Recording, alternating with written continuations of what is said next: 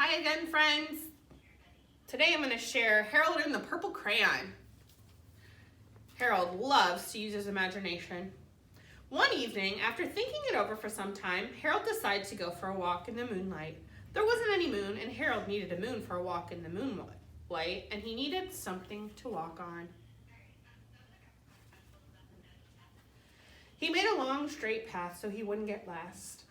And when he set off on his walk, taking his big purple crayon with him, but he didn't seem to be getting anywhere on the long, straight path, so he left the path for a short cut across the field, and the moon went with him. The shortcut led right to where Harold thought a forest ought to be. He didn't want to get lost in the woods, so he made a very small forest with just one tree.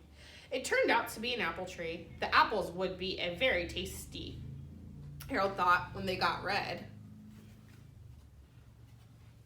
So he put a frightening dragon under the tree to guard the apples. It was a terribly frightening dragon. It even frightened Harold.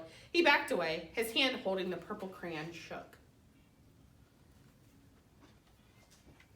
Suddenly, he realized what was happening. But by then, Harold was over his head in an ocean. He came up thinking fast, and in no time, he was climbing aboard a trim little boat. He quickly set sail, and the moon sailed along with him. After he had sailed long enough, Harold made land without much trouble.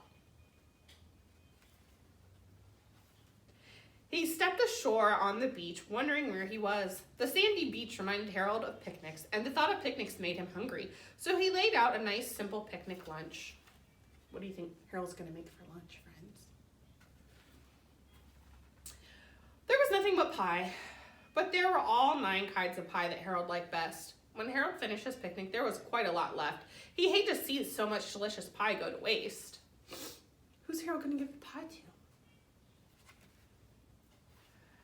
So Harold left a very hungry moose and a deserving porcupine to finish it up, and off he went looking for a hill to climb to see where he was. Harold knew that the higher up he went, the farther he could go, so he decided to make the hill into a mountain. If he went high enough, he thought, he could see the window of his bedroom.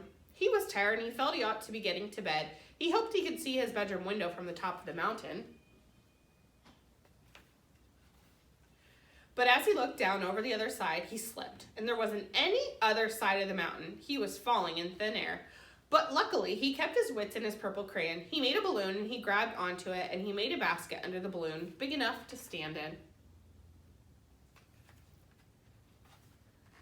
He had a fine view from the balloon, but he couldn't see his window. He couldn't even see a house. So he made a house with windows, and he landed the balloon in the grass on the front yard.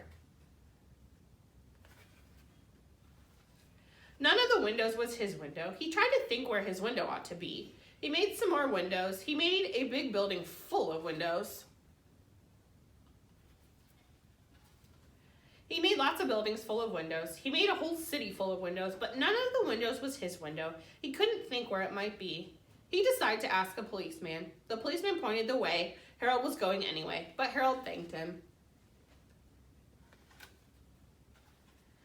And he walked along with the moon, wishing he was in his room and in his bed. Then suddenly Harold remembered. He remembered where his bedroom window was when there was a moon. It was always right around a moon.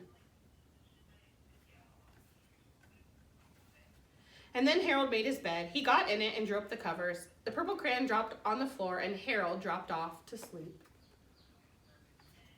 Good night, Harold. Thanks for joining me, friends. See you next time.